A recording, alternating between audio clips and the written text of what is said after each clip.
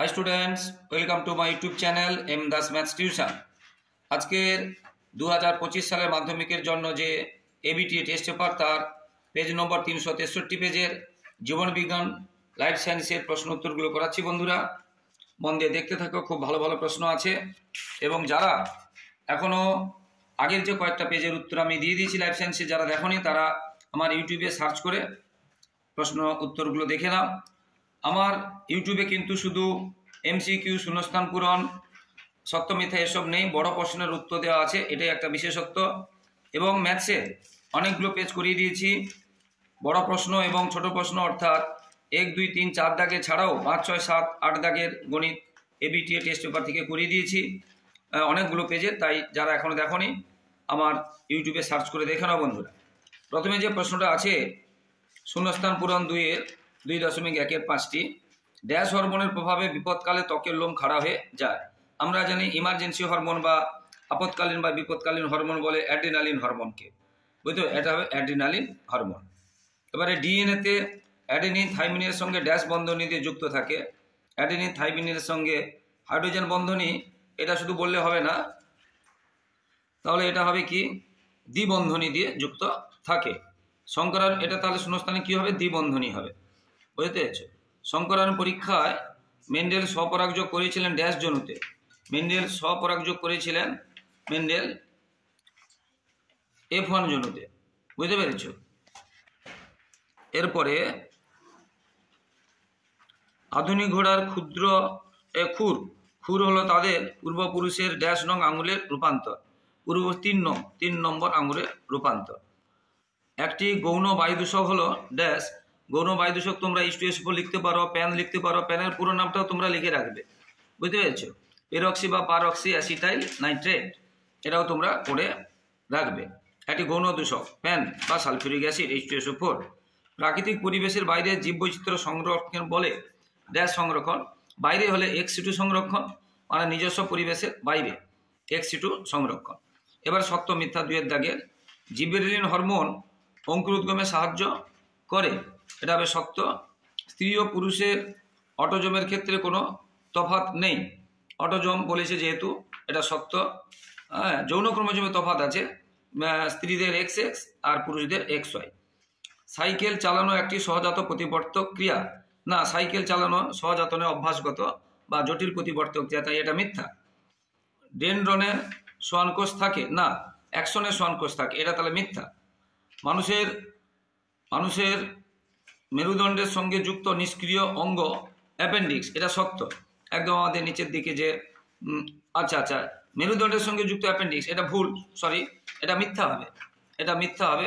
মেরুদণ্ডের সঙ্গে আমার কক্সিস আর অ্যাপেন্ডিক্সটা আমাদের পৌষ্টিকতন্ত্রের সঙ্গে আছে, ক্ষুদ্রান্ত ওই যে বৃহতন্ত্রের ওইখানে অ্যাপেন্ডিসাইট রোগ হয়, অ্যাপেন্ডিক্স। চিড়িয়াখানা ইনসিটু সংরক্ষণের উদাহরণ। চিড়িয়াখানা ইনসিটু হবে না, চিড়িয়াখানা হবে ex-situ নিজস্ব পরিবেশ থেকে, যেহেতু এটা তাহলে মিথ্যা, এটা তাহলে মিথ্যা। এরপরে এ স্তম্ভের সঙ্গে বি স্তম্ভ মেলাতে হবে। ACTH আমরা জানি যে পিটুইটারি অগ্রখণ্ড থেকে উৎপন্ন হয়, ACTH, বুঝতে পেরেছ? ACTH অগ্র পিটুইটারি। এবারে ডিএনএ প্রতিলিপিকরণ আমরা লিখব কোষচক্রে সংশ্লেষ দশা, বুঝতে পেরেছ? হেটারোগ্যামেটিক আমরা লিখব পুংগ্যামেট, বুঝতে পেরেছ? কারণ XY থাকে, একটা X হবে একটা Y হবে। এবারে মানুষের হাতা তিমির প্যাডেল। মানুষের হাতা তিমির প্যাডেল হচ্ছে সমসংস্থ অঙ্গ, উৎপত্তি এক কিন্তু কাজ আলাদা, সমসংস্থ। পূর্ব হিমালয় হচ্ছে আমরা লিখব জীববৈচিত্র্যের হটস্পট। আর দেহের উষ্ণতা নিয়ন্ত্রণ করে আমরা লিখব হাইপোথ্যালামাস। ভীষণ ইম্পর্টেন্ট আছে, ভালো করে পড়বে। এবার 1 নম্বরে দ্বিসদৃশ্য শব্দটি বেছে নিয়ে লেখো। বার্ধক্য নিয়ন্ত্রণ, অগ্রস্ত প্রকটতা আর হচ্ছে পর্ব মধ্যে বৃদ্ধি, কাক্ষিক মুকুলের বৃদ্ধি। এর মধ্যে কি হবে? বার্ধক্য নিয়ন্ত্রণটা হবে, কারণ এটা হচ্ছে সাইটোকাইনিনের কাজ উদ্ভিদের ক্ষেত্রে। আর এইগুলো অগ্রস্ত প্রকটতা, পর্ব মধ্যে বৃদ্ধি, কাক্ষিক মুকুলের বৃদ্ধি, এগুলো হচ্ছে অক্সিনের কাজ। কোন হরমোনকে অ্যান্টি কিটোজেনিক হরমোন বলে? থাইরক্সিনকে, বুঝতে পেরেছ? কোন অ্যান্টি কিটোজেনিক, আচ্ছা সরি, এটা অ্যান্টি কিটোজেনিক আছে, আমি একটু ভুল ভেবে দিয়েছি। এটা কি হবে? এটা হবে ইনসুলিন।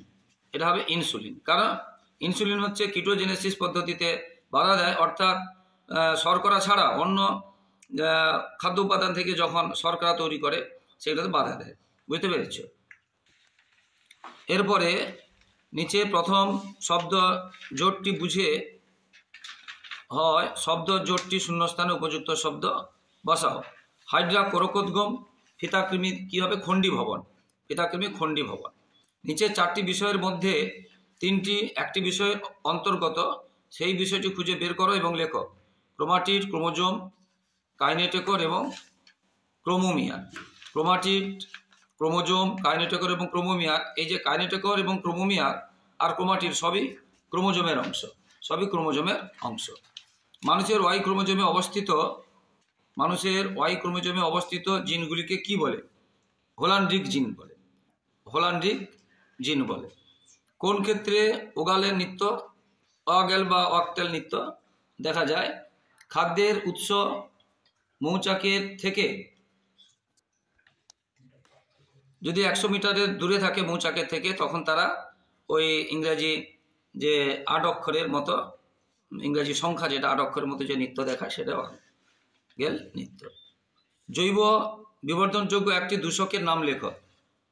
জৈব বিবর্ধনযুক্ত বায়ো ম্যাগনিফিকেশন করে ডিডিটি, ডাইক্লোরো ডাইফিনাইল টাইক্লোরো ইথেন, এটা খুব আসে। প্রাকৃতিক নির্বাচন তত্ত্ব কোন গ্রন্থে বর্ণিত হয়েছে? প্রাকৃতিক নির্বাচন তত্ত্ব হচ্ছে ডারউইনের বই, বুঝতে? On the origin of species by means of natural selection, এটা তোমরা বইতে পেয়ে যাবে। On the origin of species by means of natural selection, by means of natural selection. এবারে 17টি প্রশ্ন। আচ্ছা, 2 নম্বরে যে প্রশ্নগুলো আছে, নিচে উল্লেখিত চলনগুলি কোন ধরনের চলন তা নিয়ে নির্ণয় করো। জলের দিকে ক্লামেডোমোনাসের গমন, জলের দিকে ক্লামেডোমোনাসের গমন, জলের দিকে যেহেতু হচ্ছে ক্লামেডোমোনাস, তাহলে জলের দিকে যেহেতু জল হাইড্রোজেন দিয়ে তৈরি, মনে রাখবে হাইড্রোটপিক। আলো হলে ফটো তুলতে আলো ছাড়া হয় না, আলো হলে ফটো মনে রাখবে তোমরা, এটা হবে হাইড্রো। সূর্যশিশির পতঙ্গকে আঁকড়ে ধরে, এটা কেমো, এটা হচ্ছে সূর্যশিশির এটা হচ্ছে কেমো। কেমো কি বলতে হবে? আবার কেমোন্যাস্টিক বলতে হবে, কেমোন্যাস্টিক। বুঝতে পেরেছ? এবারে পরেরটা, সিএসএফ এর অবস্থান ও কাজ লেখো। সিএসএফ হচ্ছে সেরিব্রোস্পাইনাল ফ্লুইড, নাম দেখে বুঝতে পারছো। এর পুরো নাম অনেক সময় আসে অবস্থান। আমরা যে কেন্দ্রীয় স্নায়ুতন্ত্রের যে গহ্বরগুলো থাকে সেখানে থাকে, মস্তিষ্কে এবং সুষুম্নাকাণ্ডের নিউরোসিলে থাকে। বুঝতে পেরেছ? এর কাজ কি? মস্তিষ্কের প্রয়োজনীয় বস্তুর পরিবহনে কাজ করে, আর এবং মস্তিষ্কের অংশগুলিকে যান্ত্রিক আঘাত থেকে রক্ষা করে, আর মস্তিষ্ক সুষুম্নাকাণ্ডের যে রেচন বস্তুকে রেচিত করে। এগুলো কাজ খুব গুরুত্বপূর্ণ। এবারে পশ্চাৎ মস্তিষ্ক আঘাতপ্রাপ্ত হলে কি কি কাজ বিঘ্নিত হয়? পশ্চাৎ মস্তিষ্কের আমরা জানি যে লঘু মস্তিষ্ক আছে, আমাদের দেহের ভারসাম্য নিয়ন্ত্রণ করে, তাই ভারসাম্য বিঘ্নিত হবে। এছাড়া আমাদের শ্বাসকার্য, হৃদক্রিয়া, এই সমস্ত সমস্যা আসবে পশ্চাৎ মস্তিষ্কের ক্ষেত্রে, এবং প্রতিবর্ত ক্রিয়াও আমাদের ব্যাহত হবে। ইনসুলিন কি কি উপায়ে রক্তে গ্লুকোজের মাত্রা হ্রাস করে? ইনসুলিন রক্তে গ্লুকোজের মাত্রা হ্রাস করে, রক্তে গ্লুকোজের পরিপাক করে দেয়। এছাড়া অন্য বস্তু থেকে যে গ্লুকোজ কোষের জারণটা বাড়িয়ে দেয়, অন্য বস্তু থেকে গ্লুকোজের এতে বাধা দেয় উৎপাদনে। বুঝতে পেরেছ? অর্থাৎ আমরা বলবো রক্তে গ্লুকোজের বিপাক করে, অর্থাৎ কমিয়ে দেয়। আর গ্লাইকোজেনেসিসের মাধ্যমে কি করে? বাড়তি গ্লুকোজকে গ্লাইকোজেনে পরিণত করে পেশি এবং যকৃতে সঞ্চয় করে। বুঝতে পেরেছ? এইগুলো বলবে। এরপরে নর ও টেলোমিয়ার অংশে একটি গুরুত্ব লেখো। নর নিউক্লিয়ার অর্গানাইজার রিজিয়ন, নাম দেখে বুঝতে পারছ, যেটা আমাদের ক্রোমাটিডের শেষের দিকে যদি খাঁজ থাকে, বুঝতে পেরেছ, যে খাঁজটা নিউক্লিওলাস ওখান থেকে তৈরি হয়। আর টেলোমিয়ার অংশের একটি করে গুরুত্ব লেখো। আর টেলোমিয়ার কি করে? অন্য কোনো ক্রোমোজোমকে আর অন্য কোনো ক্রোমোজোমের সঙ্গে যুক্ত হতে সাহায্য করে। নিম্নলিখিত উদ্ভিদগুলি কোন কোন পদ্ধতিতে বংশ বিস্তার করে? মিষ্টি আলু, মিষ্টি আলু মূলের সাহায্যে মূলজ, এবং এটা হচ্ছে অঙ্গজ জনন। কচুরিপানা কাণ্ডজ, এগুলো পাথরকুচি আমরা জানি পত্রজ, এগুলো সব অঙ্গজ জনন। স্পাইরোগাইরা আমরা জানি খণ্ডী ভবন। এবারে কোন কোষে বিভাজনের সময় সাইটোকাইনেসিস না ঘটলে কোনো কোষে কি লক্ষ্য করা যাবে? তাহলে যদি সাইটোকাইনেসিস না ঘটে, অর্থাৎ সাইটোপ্লাজমের যদি বিভাজন না ঘটে, তাহলে কি হবে? একটি কোষের মধ্যে অসংখ্য নিউক্লিয়াস হবে, একাধিক নিউক্লিয়াস যুক্ত কোষ তৈরি হবে, বুঝতে পেরেছো? যাকে আর একাধিক কোষ তৈরি হবে না, এটা হচ্ছে ব্যাপার। এবারে থ্যালাসেমিয়ার বিস্তার রোধে জেনেটিক কাউন্সেলিং কিভাবে সাহায্য করে? আমরা জানি থ্যালাসেমিয়া একটা এক্স ক্রোমে অবস্থিত যেটা প্রচ্ছন্ন জিন। তাই এটা যদি বিয়ের আগে যদি যে দম্পতি হবে যারা, মেল ফিমেলের যদি বাহক থাকে, তাহলে কিন্তু তাদের সন্তানরা থ্যালাসেমিয়া আক্রান্ত হবে। তাই জেনেটিক কাউন্সেলিংয়ের মাধ্যমে নির্ণয় করা হয় ওই যারা দম্পতি হবে তাদের থ্যালাসেমিয়া বাহক কিনা, তাহলে তখন তাদের বিয়ে না করতে পরামর্শ দেওয়া হয় এরকম। অথবা যদি কোনো কারণে বিয়ে হয়ে যায়, তাদের যে জন্ম নিয়ন্ত্রণ যে ব্যবস্থা, যাতে মানে শিশু অপত্য যে প্রজন্ম যাতে না হয়, সেই জন্য ব্যবস্থা দেওয়া হয়। অথবা কি করা হয়, তাদের আলাদা টেস্ট টিউব বেবি উৎপাদনে পরামর্শ দেওয়া হয়। এবারে মটর ফুল স্বপরাগজী উভয় লিঙ্গ হয় মেন্ডেলের পরীক্ষার ক্ষেত্রে কি কি সুবিধা হয়েছিল? স্বপরাগী হওয়ার ফলে মেন্ডেল কি হচ্ছে, আর উভয় লিঙ্গ হওয়ার ফলে কি হয়েছিল? না, এখানে বিশুদ্ধতা বজায় আমরা রাখতে পেরেছিলাম। একটা ফুলকে মানে স্বপরাগযোগ ঘটানো সম্ভব হয়েছিল, যাতে অবাঞ্ছিত কোনো বৈশিষ্ট্য ওই না প্রকাশ পেয়ে ওই পরীক্ষাটাকে সমস্যা করে দেয়, এটা সুবিধা হয়েছিল। তাহলে কি হচ্ছে, স্বপরাগী হওয়ার ফলে স্বপরাগযোগ ঘটানো সম্ভব হচ্ছে, আর উভয় লিঙ্গ হওয়ার ফলে একটা ফুল মানে সেই স্বপরাগ সম্ভব হচ্ছে।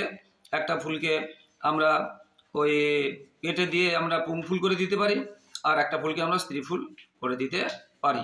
বা উভয় লিঙ্গ হওয়ার ফলে খুব সহজে এক ফুল থেকে আর এক ফুলে পরাগযোগ ঘটা সম্ভব হচ্ছে, কোনো পরাগ বাহকের কোনো প্রয়োজন হচ্ছে না, বুঝতে পেরেছ? এরপরে আছে এক সংকর জননে F2 জনিতে কোন ক্ষেত্রে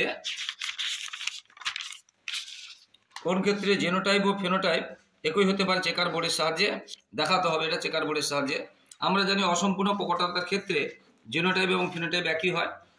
যেখানে অসম্পূর্ণ প্রকটতা মানেই বুঝতে পেরেছো লাল এবং সন্ধ্যা মালতীর ক্ষেত্রে আমরা জানি, বুঝতে পেরেছো, যে লাল ফুল এবং সাদা ফুলের মিলনের ফলে শুধু লাল সাদা হচ্ছে না, মধ্যবর্তী একটা গোলাপি ফুলেরও আবির্ভাব ঘটেছিল, সেইটাই বুঝতে পেরেছি। এখানে দেখানো হচ্ছে, দেখো, বিশুদ্ধ লালকে যদি ক্যাপিটাল বলি আর বিশুদ্ধ সাদাকে যদি স্মল আর বলি, এখানে যে গ্যামেট তৈরি হলো, এখানে গ্যামেট তৈরি হলো, এটা কি হলো, গোলাপি।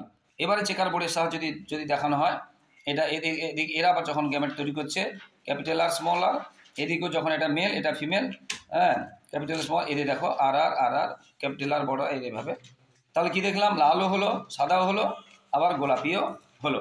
এটা চেকার বোর্ডের সাহায্যে দেখানো হলো। ভীষণ ইম্পর্টেন্ট প্রশ্ন আছে এটা। এরপরে সমসংস্থ অঙ্গ দ্বারা কোন প্রকার বিবর্তন নির্দেশিত হয়? সমসংস্থ অঙ্গ দ্বারা কোন প্রকার বিবর্তন নির্দেশিত হয়? এরপরেরটা কোন বিচার করে লেখো। সমস্ত অঙ্গ দ্বারা আমরা জানি যে সমস্ত অঙ্গ দ্বারা অভিসারী,